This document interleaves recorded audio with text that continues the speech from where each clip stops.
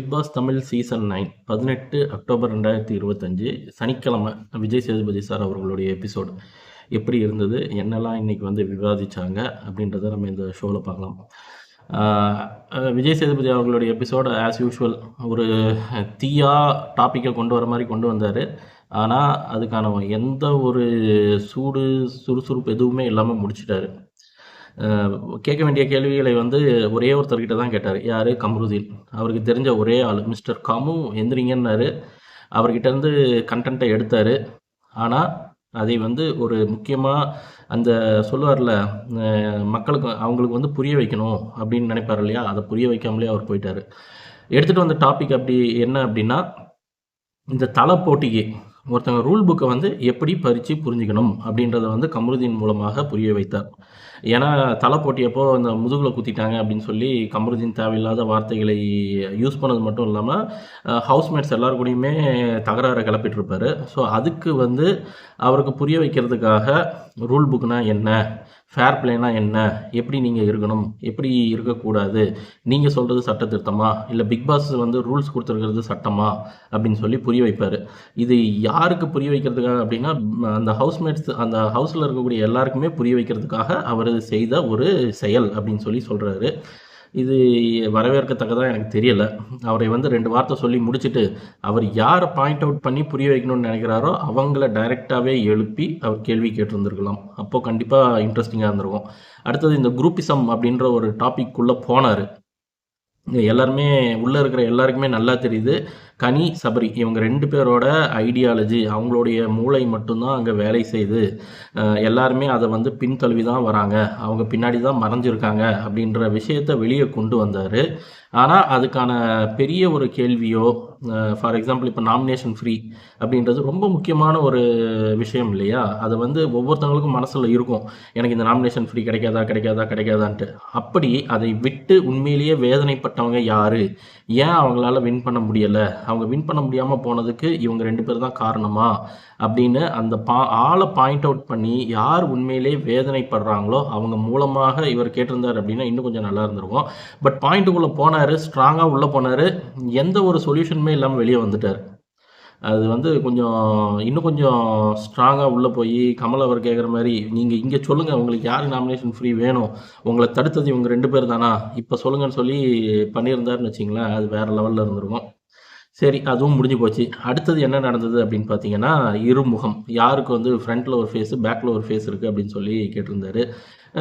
As usual கொஞ்சம் பேர் வந்து பார்வதி, அப்புறம் கொஞ்சம் பேர் வந்து சபரி, அதுக்கப்புறம் கலையரசன், இந்த மாதிரி எல்லாம் போச்சு. பட் இங்கே நீங்கள் நோட் பண்ண வேண்டிய 2 விஷயம் என்ன அப்படின்னா, ஒரு சிலர் சேஃப் கேம் ப்ளே பண்ணாங்க. யார் ஒருத்தங்களை ப்ளேம் பண்ணாங்களோ அவங்க திரும்ப அதே ஆளை வந்து ப்ளேம் பண்ணாங்க. சேஃப் பிளே அப்படின்னு சொல்லும்போது இந்த இடத்துல நீங்கள் யாரையாவது ஒருத்தங்களை நாமினேட் பண்ணுறீங்க அப்படின்னா அதனால் பாதிப்பு எதுவுமே இருக்காது. ஏன்னா இப்போ வந்து எலிமினேஷன் ரவுண்ட்லேயோ இல்லை அந்த மாதிரி எங்கேயாவது போய் ஓட்டிங்கில் போய் நாமினேட் பண்ணால் மட்டும்தான் கண்டிப்பாக அதோடைய பிரச்சனை வந்து அவங்களுக்கு இருக்கும். ஆனால் இந்த மாதிரி ஒரு பொது மேடையில் ஒரு கொஷின் கேட்கும்போது, ஃபார் எக்ஸாம்பிள் கனி என்ன பண்ணாங்கன்னா சபரியை வந்து நாமினேட் பண்ணுறாங்க. ஏன்னா இந்த இடத்துல கனிக்கும் எந்த பிரச்சனையும் கிடையாது, சபரிக்கு எந்த ஓட்டிங்கும் வரப்போகிறது கிடையாது, இதனால் அவர் எலிமினேட் ஆக போகிறதும் கிடையாது, நாமினேஷனில் போய் நிற்க போகிறதும் கிடையாது. ஸோ இந்த மாதிரி சேஃப் ப்ளே பண்ணாங்க. ஒரு சிலர் உண்மையிலேயே வந்துட்டு டார்கெட் பண்ணி சொன்னாங்க, இவ தான் சரி கிடையாது, இவ வந்து டபுள் கேம் விளையாடுறா அப்படின்ட்டு. ஸோ அந்த இடத்துல விஜய் சேதுபதி அவர்கள் துஷாரை வந்து ஒரு சூப்பரான பாயிண்ட் அவுட் பண்ணாருப்பா. அந்த துஷாருக்கு அந்த மண்டையில் புரிஞ்சுதா என்னன்னு தெரியாது, யார் பார்வதியை தாண்டி இன்னும் எத்தனை பேர், அது ஒரு கேங்கே இருக்குது, அவனை எலியாக யூஸ் பண்ணி தூக்கி கடிச்சு அவனோட கேப்டன்சியை தூக்கி போட்ட பீப்புள் யாருன்னு அவனுக்கு இன்றைக்கி வரைக்கும் புரிஞ்சிக்க முடியலை. அதை அவன் புரிஞ்சுக்கிட்டான் அப்படின்னா உண்மையிலேயே நல்லது. பட் அவன் புரிஞ்சிக்கலை.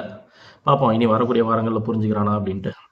அடுத்தது பார்வதியை வந்து இவர் விக்ரமுக்கு ஒரு அட்வைஸ் பண்ணியிருப்பார். கேம் இதுதான்ப்பா, இந்த இடத்துல வந்து சாப்பாட்டுக்கும் வெங்காயத்துக்கும் அழுதுகிட்டு இருந்தால் எப்படி இருக்கும் அப்படின்னு சொல்லிட்டு ஒரு அட்வைஸ் பண்ணார். இதெல்லாம் கொஞ்சம் ஸ்ட்ராங்காக எடுத்து வைக்கலாம் இந்த பாயிண்ட்லாம். அந்த இடத்துல உப்பு போட்டு சாப்பாடை வேஸ்ட் பண்ணுறது வந்து நியாயப்படுத்துன மாதிரி ஆயிடுச்சு இதெல்லாம். அடுத்தது வந்து பார்த்தீங்கன்னா, பார்வதி வந்து விக்ரம் கிட்ட கேட்பாங்க, லைக் நான் திவாகர் கூட சேர்ந்தே இருக்கிறதுனால கொஞ்சம் சேஞ்ச் இருக்கட்டுமே அப்படின்றதுனால தான் இந்த ஃபேஷன் ஷோல நான் ஒண்ணா போல அப்படின்னு சொல்லி பார்வதி விக்ரம் கிட்ட சொல்லுவாங்க. ஏன்னா, விக்ரம் என்ன பண்ணியிருப்பாங்கன்னா, டபுள் ஃபேஸ் அப்படின்னு சொல்லும்போது, திவாகர் கூட இவங்க நான் நடக்க மாட்டேன், ஃபேஷன் ஷோல வரமாட்டேன் அப்படின்னு சொன்னதுக்கு, பிரசன்டபிளா இருக்காது அப்படின்னு சொல்லி ஒரு வார்த்தை சொன்னாங்கன்னு சொல்லி, இவங்கள டபுள் ஃபேஸேடு அப்படின்னு சொல்லி பார்வதியை வந்து சொல்லியிருப்பாங்க. அதுக்கு அவங்க புரிய வைக்க ட்ரை பண்ணுவாங்க. பட் விக்ரம் சொல்லுவாரு, சம்திங் அவங்களுக்குள்ள பேசுவாங்கன்னு வைங்களேன், பார்வதியை பத்தி தான் உங்களுக்கு தெரியும்ல, சும்மாவே இருக்க மாட்டாங்க. எது ஒண்ணு சொன்னாலும் அதுக்கு ஒரு ஆன்சர் குடுத்துக்கிட்டே இருப்பாங்க. ஸோ நான் சொன்னது வந்து இந்த மாரி கிடையாது. நான் வேற பாயிண்ட் என்னன்னா, நானும் அவரும் சேர்ந்தே இருக்கிற மாரி இருக்கும். சரி இந்த இடத்துல மாறி இருக்கட்டுமே அப்படின்றதுனால தான் நான் சொன்னேன் அப்படின்னு சொல்லி பார்வதி சொல்லுவாங்க. பட் விக்ரமுக்கு ஒண்ணும் பெருசா கன்வின்ஸ் ஆன மாரி தெரியல. அடுத்தது துஷார். துஷார் வந்து என்ன பண்ணுவான் அப்படின்னா, பார்வதிய வந்துட்டு இவங்க வந்து என்ன எலி மாரி யூஸ் பண்ணிக்கிறாங்கன்னு சொல்லி ரொம்ப அவன வந்து பேசி விடுவாங்க இல்லையா? அப்போ துஷார் கிட்ட போயும் பார்வதி வந்து அந்த பாயிண்ட்ட வந்து கிளியர் பண்ணுவாங்க. லைக் உனக்கும் எனக்கும் ஆரம்பத்தில இருந்தது என்னவோ ஓகே தான். நீ என்ன வந்து தனியா இருக்கும்போது நீ என்கிட்ட வந்து பேசி என்கிட்ட நீ கன்வின்ஸ் பண்ணும்போது, எனக்கு நார்மலா இருக்கணும், நார்மலா பேசணும்னு தானே தோணும். அதுக்கு முன்ன உன் கூட நான் சண்டை போட்டது எல்லாமே விகரஸா நான் சண்டை போட்டது உண்மதான். அதுக்கப்புறம் நீ என்கிட்ட வந்து பேசும்போது நமக்குள்ள ஒரு பாண்ட் வரணும், வர மாரி இருந்ததும் உண்மதான். ஆனா நீ இதையே டபுள் ஃபேஸா நீ வச்சு சொன்னது வந்து சரியில்ல அப்படின்னு சொல்லி துஷார வந்து கொஞ்சம் எகிறுவாங்க. அடுத்தது இதெல்லாம் முடிஞ்சதுக்கப்புறம் சாப்பிடுற இடத்துல போயிட்டு என்ன நடந்துச்சுன்னு தெரியாது. திவாகர் கூட அடுத்த சண்டை. ஸோ ஆக மொத்தத்தில இந்த எனக்கு ஒரு விஷயம் தான் தெரியும். இந்த விஜய் டிவில பார்வதிய தவிர வேற யாரையுமே காட்டுறதுக்கே இல்லையா? கடைசியில பார்வதி என்ன பண்ணுவாங்கன்னா, கடைசியில போய் உட்காந்துக்கிட்டு சாப்பாடு எடுத்துட்டு போய் வெளியில உட்காந்து தனியா உட்காந்து அழுதுட்டு இருப்பாங்க. ப்ளஸ் பிக் பாஸ் ஹவுஸ்னா இதுதான். அவங்களுக்கு தெரியாதது ஒண்ணும் கிடையாது. அவங்களுக்கு சொல்லவே வேண்டாம் கன்டென்ட் குடுக்குறதுக்கு. அவங்க ஏன் தனித்தனியா போய் உட்கார்றாங்கன்னு நெனைக்கிறீங்க? அப்பதானே கேமரா ஃபோக்கஸ் பண்ணும். ஸோ இவ்வளோதாங்க ஷோ. அதாவது கேட்க வேண்டிய கேள்விகளை கொண்டு போனாங்க. பட் அதற்கான பதிலே இல்லாம ஷோவ முடிச்சுட்டாங்க. இன்னும் கொஞ்சம் ஆணித்தரமாக நீங்க குரூப்பிசம் பண்றீங்க அப்படின்னு சொல்லி ஆரம்பிச்சிருந்தாருன்னா, அது வரக்கூடிய வாரத்தில கொஞ்சம் நல்லா இருந்திருக்கும். பட் கனி தான் இப்போதைக்கு கேப்டன். எப்பயுமே கேப்டன் வந்து தன் கடமையை செய்யணும் அப்படின்னு நினைக்கும்போது, ஒவ்வொருத்தவங்களோட ஃப்ரீடம் வந்து ஸ்பாயில் ஆகும். அந்த ஃப்ரீடம் ஸ்பாயில் ஆகும்போது, அந்த நபருக்கு ரூல்ஸை ஃபாலோ பண்ணணும்னு சொல்லக்கூடிய நபருக்கும் கண்டிப்பாக வாக்குவாதங்களும், சண்டைகளும் வர ஆரம்பிக்கும். ஒவ்வொருத்தவங்க மேல ஒவ்வொரு கெட்ட அபிப்பிராயங்கள் வர ஆரம்பிக்கும். ஆ அதே மாரி என்ன நடக்குதுன்னு பார்ப்போம் இந்த வாரம். அவ்வளோதான்.